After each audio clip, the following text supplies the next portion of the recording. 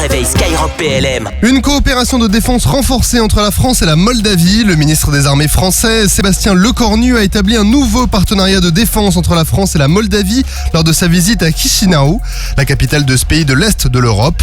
En tant que voisine de l'Ukraine, la Moldavie cherche en effet à renforcer ses forces armées en coopérant davantage avec l'OTAN et l'Union européenne face aux pressions russes. La France est donc engagée à aider la Moldavie à développer sa défense, notamment par la formation, la modernisation de son équipement et via l'amélioration de sa défense sol-air. La principale menace étant aérienne via notamment plusieurs attaques de drones de missiles russes qui visaient des territoires ukrainiens proches. Un accord de défense est donc en cours de discussion et la France devrait fournir des équipements, notamment des radars pour renforcer la sécurité de la Moldavie. Le bâtiment de soutien et d'assistance métropolitain Garonne a réalisé une interaction avec le commandant Charcot dans les hautes latitudes.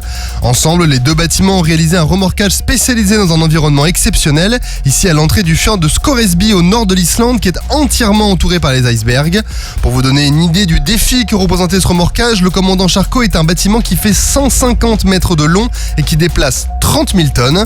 Cette opération de remorquage a donc permis d'illustrer le savoir-faire du bâtiment de la Marine nationale dans ce domaine et de confirmer une nouvelle fois sa capacité à porter assistance et à remorquer un gros navire. Les forces armées en Guyane ont récemment transféré du matériel militaire à Paramaribo, la capitale du Suriname, dans le cadre du partenariat militaire entre la France et le Suriname.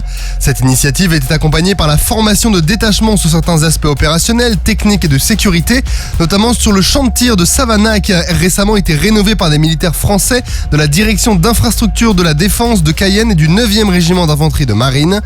L'objectif de cette session était de soutenir la modernisation des forces armées du Suriname et de renforcer la coopération entre les deux pays pour lutter ensemble contre les activités illicites comme l'orpaillage, la pêche illégale et le trafic de drogue qui menacent la souveraineté nationale des deux pays.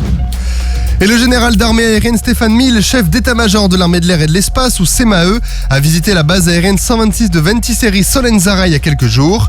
Il a profité de cette visite pour rencontrer le nouveau commandant de la base et a eu plusieurs réunions ayant pour thème l'infrastructure et la défense sécurité. Il a poursuivi sa visite à l'escadron d'hélicoptères 144 Solenzara où l'attendait l'équipage d'alerte du Puma pour une présentation des missions de l'escadron. La base accueille actuellement une double campagne de tir avec la présence de 350 aviateurs d'autres bases. Une séquence que nous avons d'ailleurs évoqué mardi dans l'info midi. Sur terre, sur mer, comme dans les airs. Skyrock PLM, en équipe avec Cuneo, la mutuelle des forces armées.